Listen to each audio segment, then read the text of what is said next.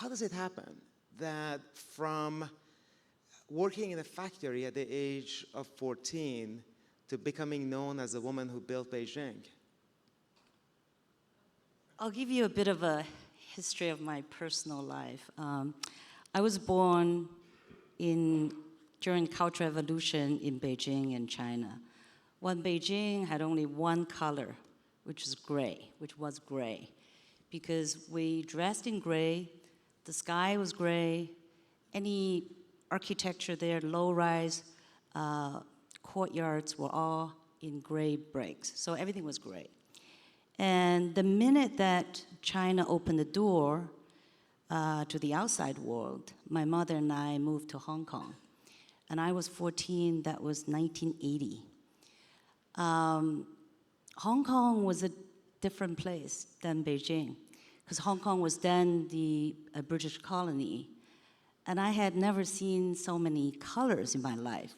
When I went to Hong Kong, I thought, wow, everywhere there was pink, orange, green. Like I went to a fast food restaurant, there were all these colors. And I ever heard so many noises, voices. People were speaking, laughing, and like stores are selling radio, TVs, and they all have these TV on, and I just see colors and noises that I did not grow up with. But then my reality in Hong Kong was we're new immigrants with no money. We needed to find a job to pay rent. And what jobs are there for a 14-year-old who didn't speak local language, which is Cantonese? So factory works were the jobs available. Back then, Hong Kong was the manufacturing center before southern China opened up. I remember the factories were not what you imagine, like a campus factories with a lot of buildings. Factories were small factories, and they were all located on high-rise buildings. A floor is one factory. One building, let's say this is all garment building, one floor can be making zipper, another floor making collar, another floor putting buttons on. And so I worked in those buildings on these different floors, and I would move from one floor to another. You know why? Because whoever pays a little bit higher, you go. And pay then was not by monthly salary or not even on daily rate or hourly rate, is piecework. So the more you make, the more you do, the more you get paid. And there was always one new factory opens, they will pay just a little bit higher, then I will move to that factory. Wow. So that was my life in Hong Kong for 5 years. So you were an entrepreneur even at that point. Yeah, I was very mindful of who pays a little higher. And then how did you end up going to England? So I saved £3,000. Of course, I was desperate to leave my life in Hong Kong as a factory worker, and I studied in the evening schools in Hong Kong. I was always trying to leave Hong Kong to get education. And somebody told me that you should go to England. That's where you'll get good education. You don't need to pay anything, because there was grant, there was a government scholarship, and you should go. So I, packed a wok, a few dictionaries. You know what's a wok? It's like you cook Chinese food. Oh, I see, okay. And then $3,000. I did not know any cities in England. I heard Oxford. I knew Oxford, because I had a book, a dictionary, it's an Oxford dictionary. Yeah. And I thought Oxford must be a good place to study.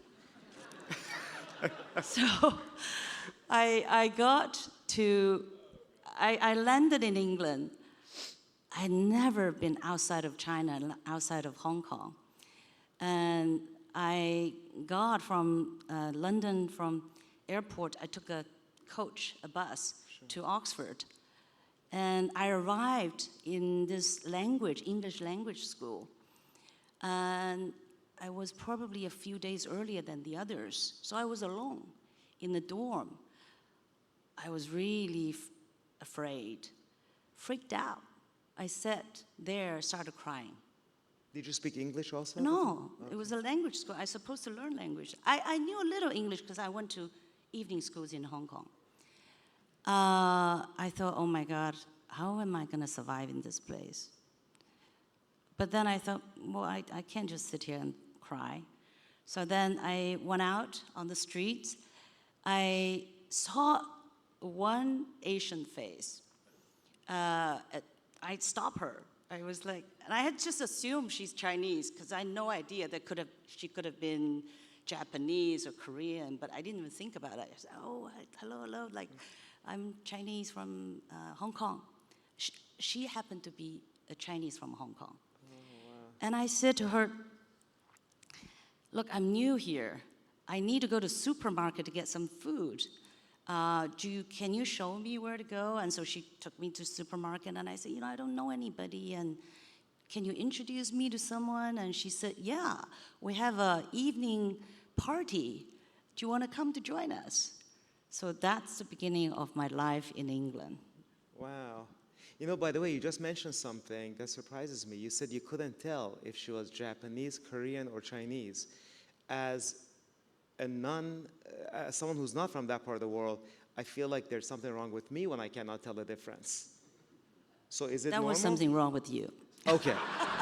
There we go. So thank you for clarifying that. Now I know that you can't even tell the difference between Japanese, Korean, and Chinese. Well, I also want to tell you one story of my life in England. I needed to get some money to support my studies. Then I found a job. This was like maybe a few months later. I found a job in a Chinese-owned fish and chip store. You know what's fish and chip Yes, store? I do know. Okay. So this fish and chip store was always very busy. I'm sure they put something in flavor in their food. Somehow, next door there's an English guy had a fish and chip store, could never compete with the Chinese couple. So I was there every Friday, Saturday evenings. I couldn't speak English. I said, look, I don't speak English. I'm learning, but I'm very limited in my language. And they said, okay, just all you need to do is to ask. Every customer come, you're wrapping the fish and chips just to ask them, do you want salt or vinegar? Can you say that? Salt and vinegar? I said, fine. And so then, Friday evening comes, I was there, I just asked salt and vinegar, and they would say salt and vinegar, I put salt and vinegar. Anybody said anything more than that, I would keep on asking salt and vinegar, salt and vinegar. So that was, fast forward, I eventually finished my degree from Sussex University, from Cambridge University. And then when I went back to Hong Kong. What did you study? Economics. Economics. Yeah. I went back to Hong Kong because China became very exciting. China's, much more open, opportunities were there. And I felt like I shouldn't stay to do a PhD in England. Rather, I should go back to be participating in the exciting reforms of China. And the path to get there is through Hong Kong. So I joined an investment bank. I worked for Goldman Sachs. Very briefly, I realized this is not for me. What I really want to do is to go back to China. So then Goldman would keep on sending me to China to research, to write research reports. Oh, there was another thing is, one day they sent me to a factory in Shenzhen. This was 15 years after when I was a factory girl. And these factories moved to southern China. And they were massive by now. Massive, right? And I remember I stood there in front of all these lines of workers working. And I was wondering, any one of them, 10 years later, would be like me. Yeah. I have so many questions because each one of these like little stories, there's so much more that happened. It wasn't just that. Um, so what year did you go back to China? I went back 1994, and the reason I was sent to China and say, okay, you go to find investment opportunities, and then I met my husband, who's here, Pan. There's Pan. Now, he was a real estate developer, and I met him 4 days later. 4 days later after we met, he said to me, we should get married.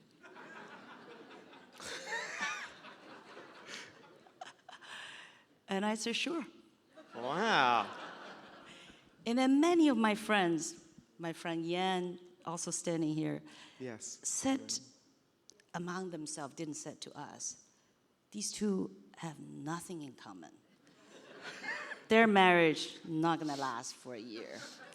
I didn't know that. They only told me years later, right? So last week, we celebrated our 30th anniversary. Wow.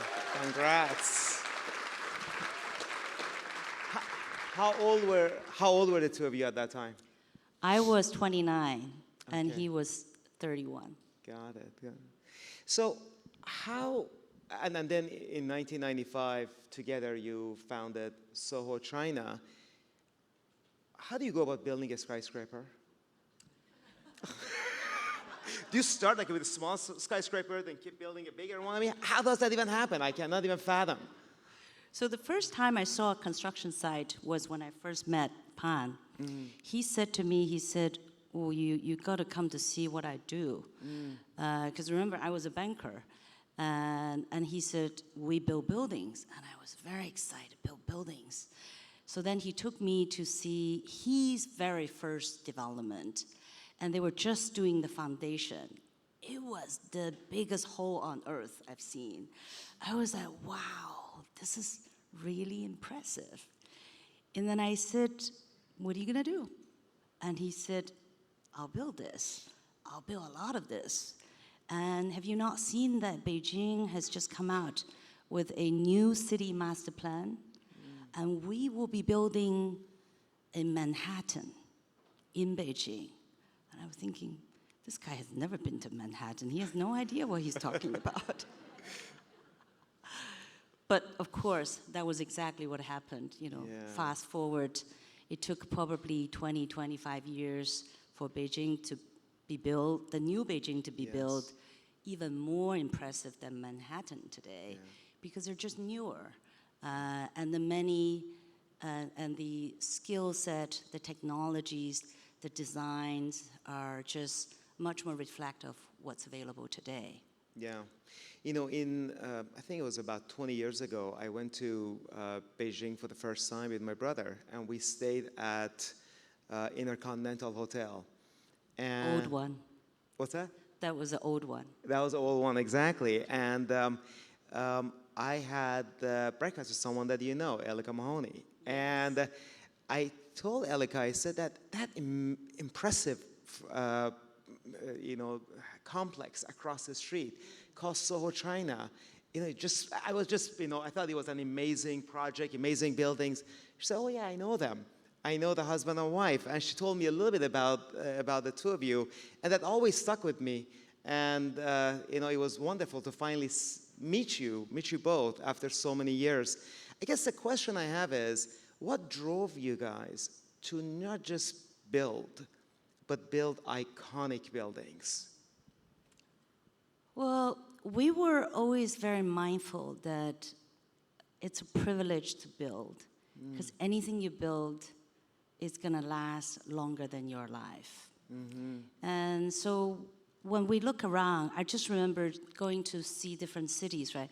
You look around the cities, every landmark in that city represented something of that time.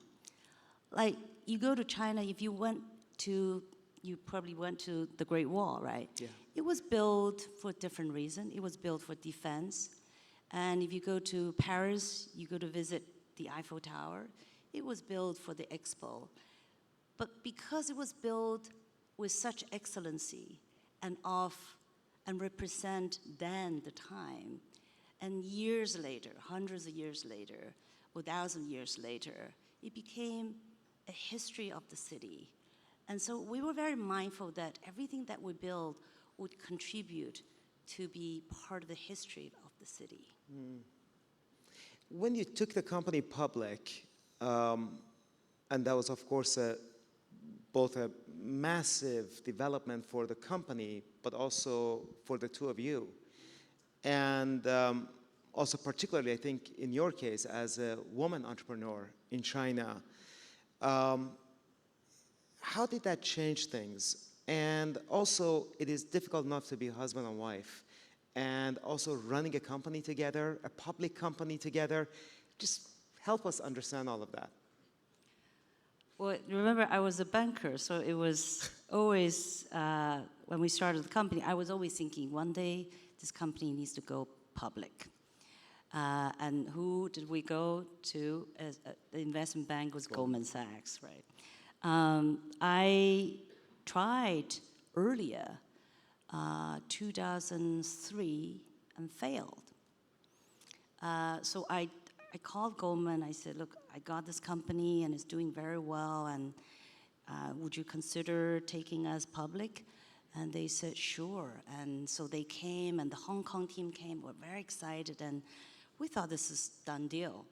And they sent an analyst on the road to start a pre-roadshow.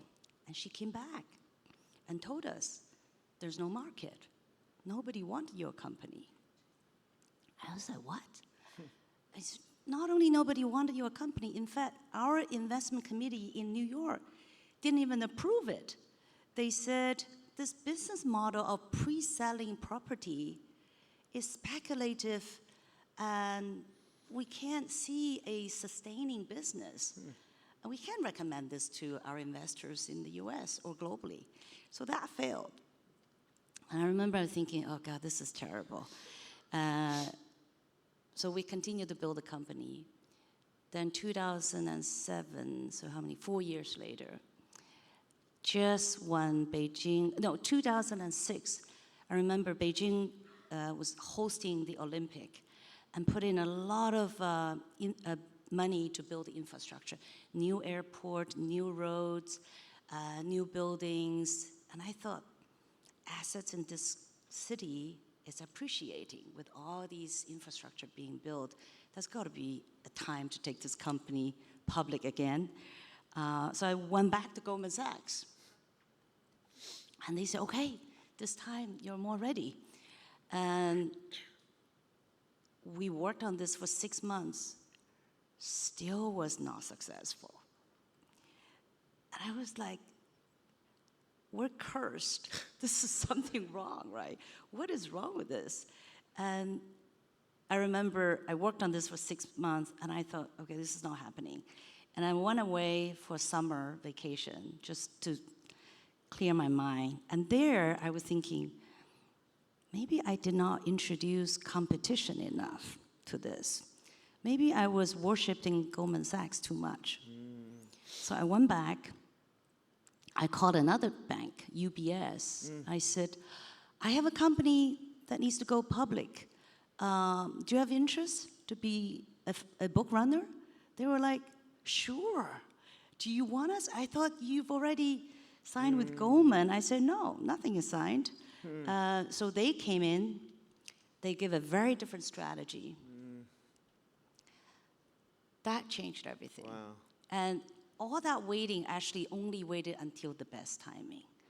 And October 2007 was the best time for Chinese companies going public globally. And we went around, I remember we did the roadshow.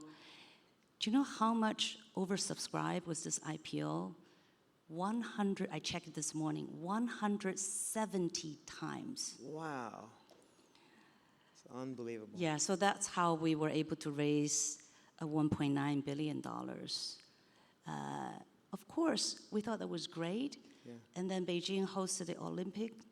And you remember what happened after that? Yes. 2008, global financial crisis. Yes. I saw the company went from $11 share price down to $1.9. Wow. We were lucky because we raised a lot of money. We didn't even have a time to make mistake.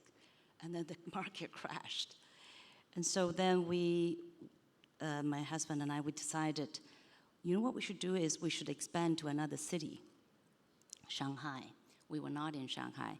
And all the banks were selling their investment. So I remember it was Morgan Stanley called us and said, look, we have a portfolio of projects in Shanghai. We want to download it. Do you have the interest? So we bought that portfolio, and that's how we got into the Shanghai market. Interesting. I know we're going to go over, and it's okay. So in the middle of it all, you and your husband became Baha'is. How did that change, the spiritual values and the insights? Did that change anything about the way you were building and operating the business? Yeah. So I'll tell you how I became Baha'i. Yes. You know, we were born as Chinese, grew up in socialist China. There was no God, no religion, no religious exposure even.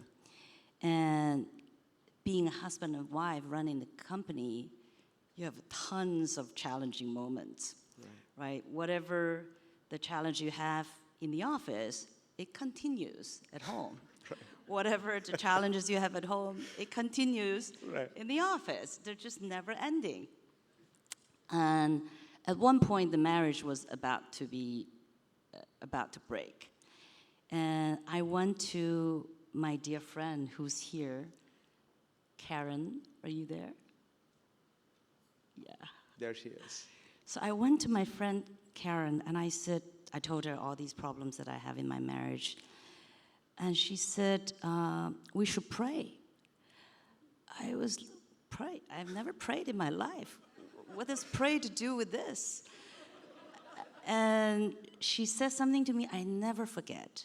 She said, when the world pushes you down, you're in the perfect place to pray. Yeah.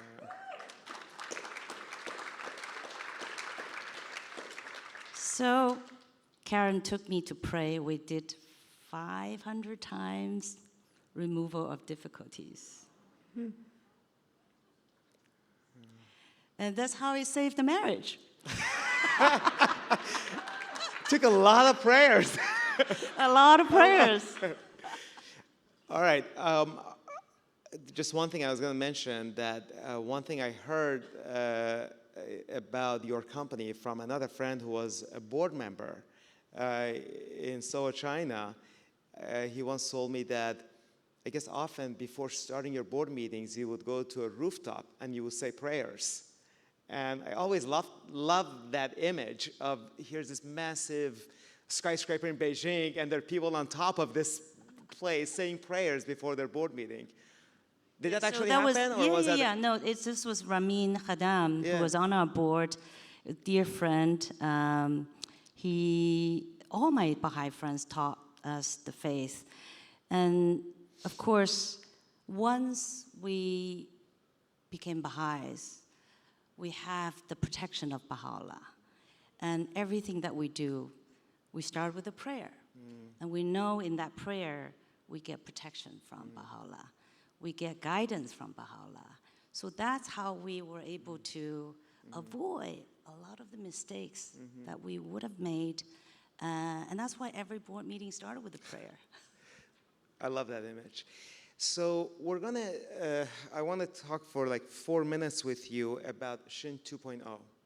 So we're gonna watch a short clip and then we'll continue. My man Ezra, flying without a net so that he could order himself a... Iced tea, please. The doctor who first told me my son was autistic could have saved us both a lot of time if he just said the truth. Autistic kids don't give a... Stay home! You want me to put him in a special needs school? Jenna knows I'm broke. She knows you're still not over her. A man your age shouldn't be living with his father. He led 20 kids onto Washington Street. Your son has been a danger to himself. He's not dangerous. He's a challenge. Nobody wants to do the work. Now I see where the dangerous behavior comes from. Son of a... You want to do something for your son? You get yourself to LA. Jimmy Kimmel wants to book you. What? They're not going to fly you. Is that going to be a problem? No. Hey, what are you doing? Ezra, get in the car. I need to get him away from here. Not taking the car. I'm making a mistake. Pop. All I ever wanted was just to protect our boy. Well, I'm protecting him now. Give your Uncle Nicky a hug, huh? Come on, come here. Hey, where you going, Ken? You know, the word autism comes from the Greek, in your own world. I don't want him in his own world. I want him in this world. That kid is the one thing that I can't get wrong. Just look him in the eye. Looking a horse in the eye, it's like sharing your soul. Where the hell are you? Taking a little time off with Ez. It's not a good time to take off, Max. You're fighting for something. You might have to suffer consequences, but it's worth it because you did it. Because you love your kid.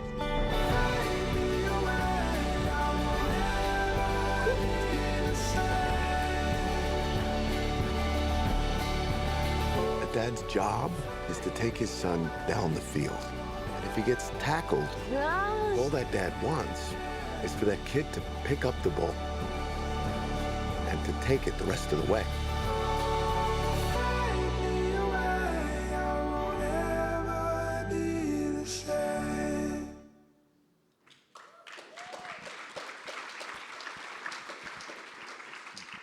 You know, I love this movie. If you haven't seen it, you should watch it, Ezra. And I've seen it 4 times, and it's definitely a favorite movie of mine. And so tell us, I mean, it definitely seems like it wasn't, by the way, I wasn't thinking about this when I was working with the rest of the organizers to plan this, that we're going to have so many people in media.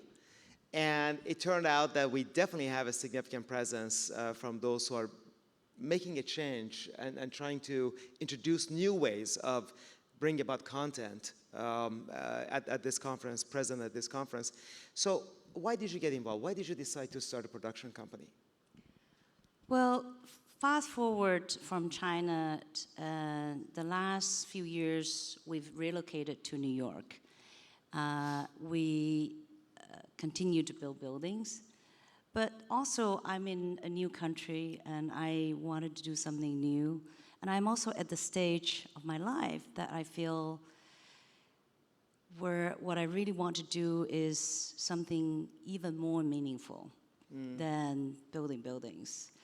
And again, you know, I was thinking, what is a powerful media, which is, as a storytelling, is films. And so I started. You know, this is also me being an entrepreneur. I knew nothing about media or filmmaking. I called my friend Sean Hinton because Karen said, you should give Sean a call. And he knew something about media. And then Sean said, you should go to meet Rainn Wilson. So I called Rainn, and Rainn was like, what do you want to do? So then Rainn gave me a book about himself. Bassoon King, probably. Okay. I read it, I loved it. And then I went to meet Justin and Jamie. I was like, okay, that's it. We, as Baha'is, we're small in Hollywood. There was not enough to really have a company that just have Baha'i talents. But I've decided I'm gonna try. But try to tell stories that have deeper meaning, human stories. That's what you saw Ezra. Yeah. Ezra came to us, the kid, I don't know if you saw that, the kid was actually played by an autistic kid. The story is about an autistic family and 3 generations autism, from grandfather to father to the youngest. And Robert De Niro has a son who's autistic. And the writer, Tony Spiridakis, has 2 sons who are autistic. And one of our producers, my business partner, Bill Horber, has a son who's autistic. So these are autistic dads got together, wanted to tell the story. And I felt it's very authentic when it was told in such an authentic, personal way. And we, auditioned a lot of kids until we found William. So that was that story. And I also work with international talents. We made a tiny movie from Bhutan with a Bhutanese filmmaker. We also work with American filmmakers. We made a two-part documentary about Paul Simon. It's on Amazon MGM. If you haven't watched it, please go and watch it, with Alex Gibney. So the idea was really just to work with talents around the world and in any languages, but to tell the human story, to celebrate the human virtues. Yeah. I have one last question. So think about your life and everything that you've accomplished and where you started. What do you think, what role did education play? And regarding education or anything else, do you have any advice for the young 14-year-old that you were back then? Well, education really changed my life. If I didn't have the opportunity to go to England, study there and got education, I wouldn't be where I am today. So I continue to believe that's really a game changer, education. I don't have anything more advice to give than I was in awe to listen to that disabled lady. She was Keely, yeah.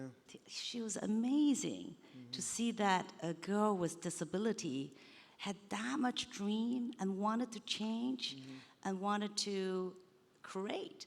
And as a serial entrepreneur, that is something make me feel so heartwarming. Yes. And thank you for inviting her to share her story. Shen, thank you so much for being here. I'm really grateful for your friendship and for the fact that you came all the way here with Pam and joined us. Thank you. Thank you.